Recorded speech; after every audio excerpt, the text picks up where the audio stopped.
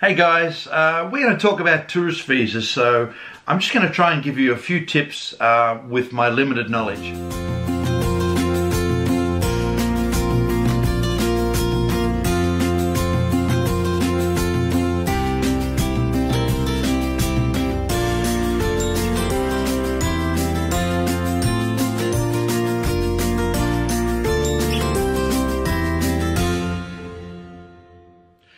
Okay guys, if you want to save some money and you want to bring your partner to your country, to Australia, you can apply for a tourist visa yourself. You don't need an agent. I used an agent 4 or 5 years ago and it cost me like $1,000 for a $120 visa. And you know, it was pretty simple. After we had the visa approved, we realized that it's something that we could have done ourselves, because the agent doesn't do a lot of work. In my case anyway, they just contacted me on a regular basis and requested certain documents. They said, please get this, please obtain that, please send this. And then once I got the documents, I did all the footwork. We did all the hard work.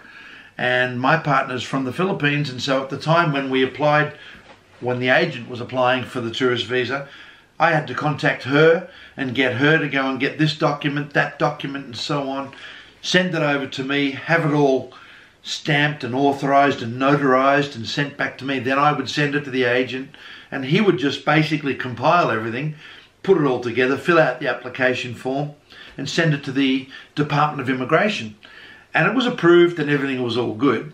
But if you want to do it yourself, you can save a lot of money. So at the moment, I believe tourist visa is about $145. So it's not a huge cost. And the Immigration Department have got really good information in terms of what they require to obtain that visa on the internet, on their website.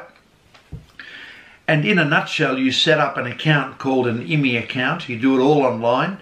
You don't even speak to the Immigration Department unless you've got any specific queries. But I did find the phone number trying to get through to them. Sometimes once I was on hold for 2 hours and I just did a bit of housework and messed about at home and kept my phone on loudspeaker, and in the end I hung up. I didn't even get through. So they do say if you want to get through to them, start calling about 8 AM when they open in the mornings. So you'll be one of the first ones to get through. But online, as I said, the Immigration Department provide a lot of information about what's required. And obviously they want to know all the details about the person travelling to Australia. They want to know all about their travel history. Have they travelled before? When did they travel? Which countries have they lived in? Have they ever been in trouble with the law? All that sort of stuff. And rather than listing it all now, it's easier for you guys to go on the internet and have a look at that under the Australian Immigration website and just start getting everything together. Just make your own list from the website and then obtain this document, obtain the next one, obtain the next one. Be careful though, because documents that you obtain do have an expiry date. So if you get police clearances or NBI clearances from the Philippines, the National Bureau of Investigation give you a clearance form. That has an expiry date. I believe it's 12 months, so it gives you plenty of time, but from the start to the finish, you want to make sure you get your documents all together. Okay, so there's a couple of different types of visas. The subclass 600 tourist visa is the basic tourist visa. And again, I must say that I'm not a registered agent, immigration agent. I'm not affiliated with immigration in any way. This is just our personal experience and my personal experience. But the subclass 600 tourist visa, there are two ways. If you're in the Philippines and you want to come to Australia, you can have a family stream sponsored visa, which means basically you would need to have a family member, and that is a close family member. That would be mother, father, brother, sister, already living in Australia, and they have permanent resident status or a citizen, and they can sponsor you to come to Australia. They would need to show that they can give you financial support, medical support if you need any medical attention. It would be wise to have medical insurance, of course, for the period of your tourist visa. The other way is if you don't have a family member here, is you have a sponsored visa. So for instance, I sponsored my partner when she came over to see Australia.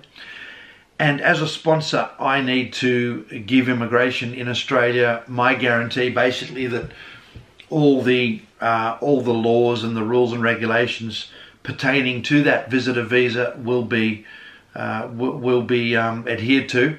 For instance, the person needs to leave the country before the expiry of the visa, and you can't even be 1 day late, because you then come under the status of as an illegal alien. You need to leave on the expiry day or the day before or a week before, but certainly not after. And as a sponsor, I need to provide certain information to the immigration department, and we applied for ours 4 years ago, but I think the laws have changed a little bit now, and I need to be an approved sponsor now. This is where I'm not certain for a tourist visa whether you need to be an approved sponsor, and that is a process where I, as the Australian citizen, have to fill out a form basically letting them know that I haven't got any criminal convictions, I don't have any pending cases with the law to go to court for, basically that I'm a good boy and a good citizen and I haven't done anything wrong.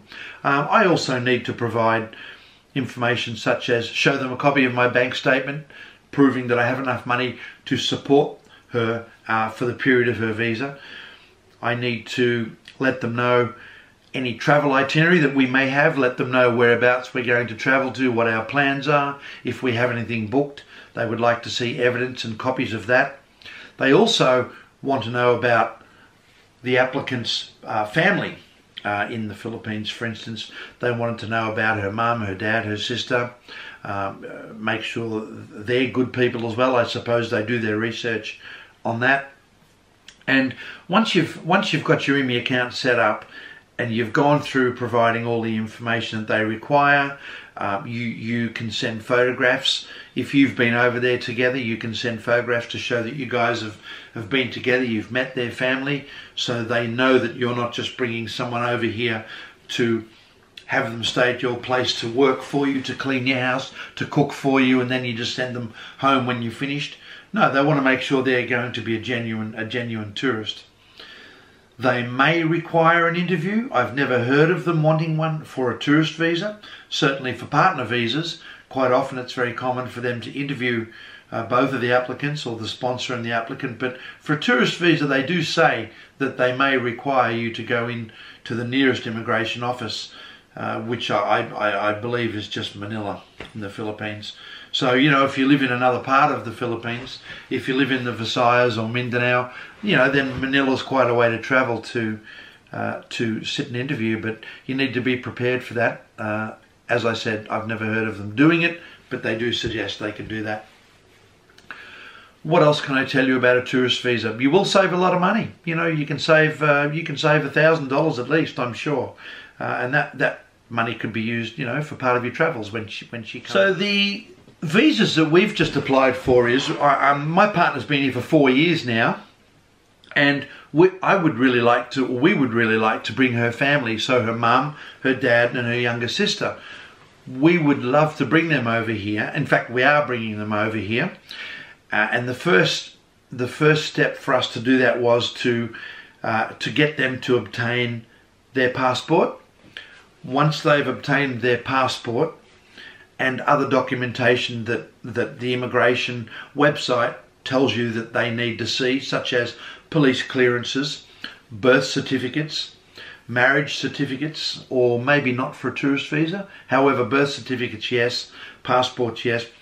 So once we had all that together, we then set up a new IMI account, and I used her mum's name as the main applicant, and then I was able to attach her dad and her sister to that account.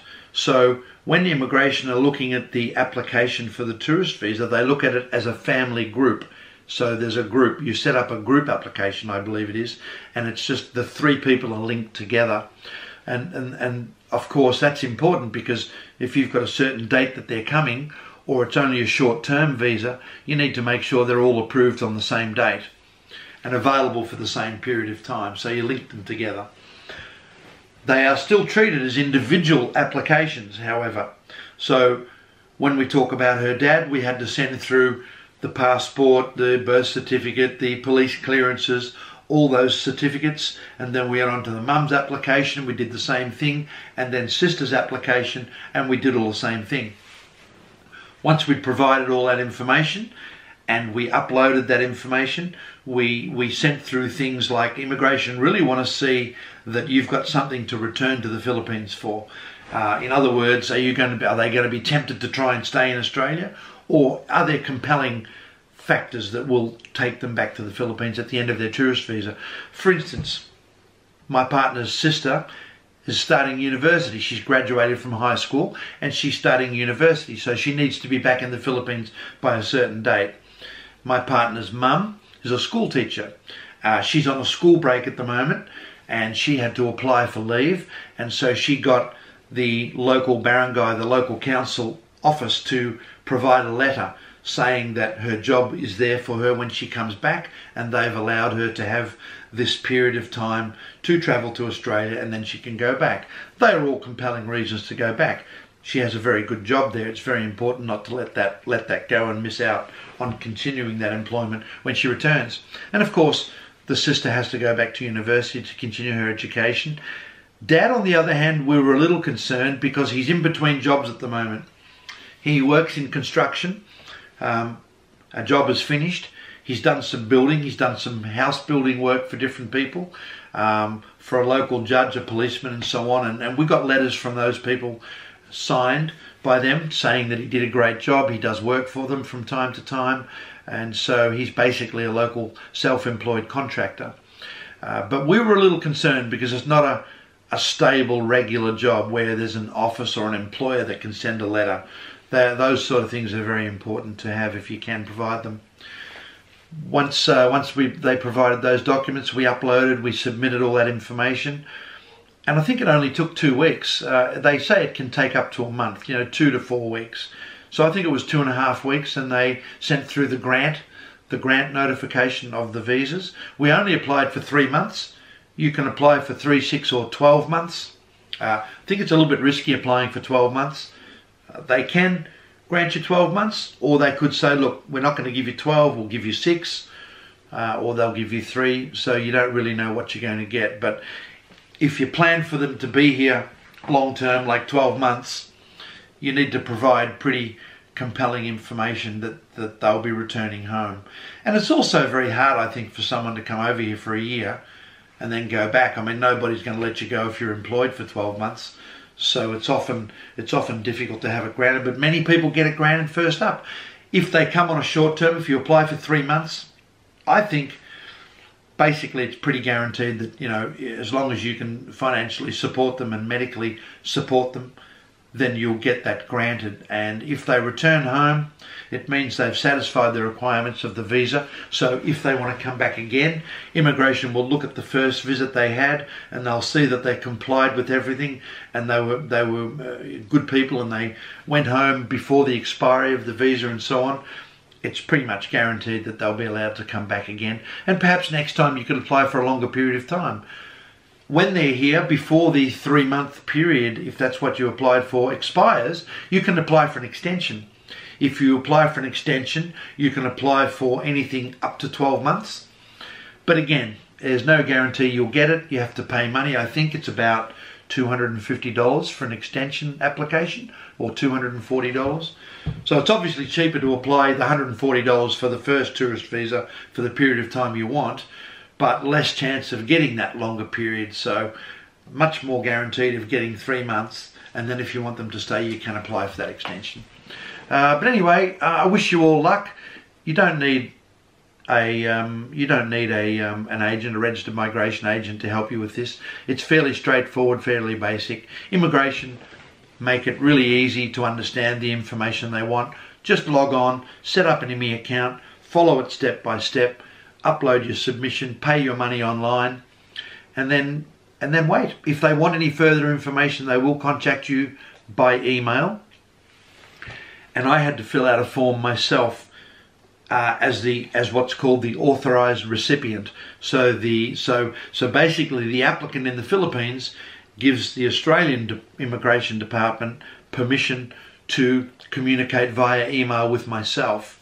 And that's a whole lot easier, because on that form that I have to submit as an authorised recipient, I have to tell immigration that I'm assisting them, that I'm helping them with the application, helping them with the questions and answering the questions, and basically so it can be a more accurate application. Because the more accurate your application and the more information you provide in terms of what they're requesting, the more complete the whole application is.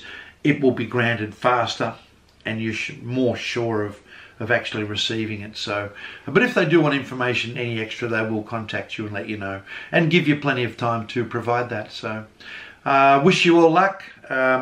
If you've got anything more complex, or any complex issues, if you've ever applied for a tourist visa before, or any other type of visa, it's been rejected, it may be worth using an agent in those cases, because they are much more experienced, and they are legally allowed to help you, and they certainly know a lot more about this than me. Just my personal experience. I wish you all luck, and yeah, have fun with the application.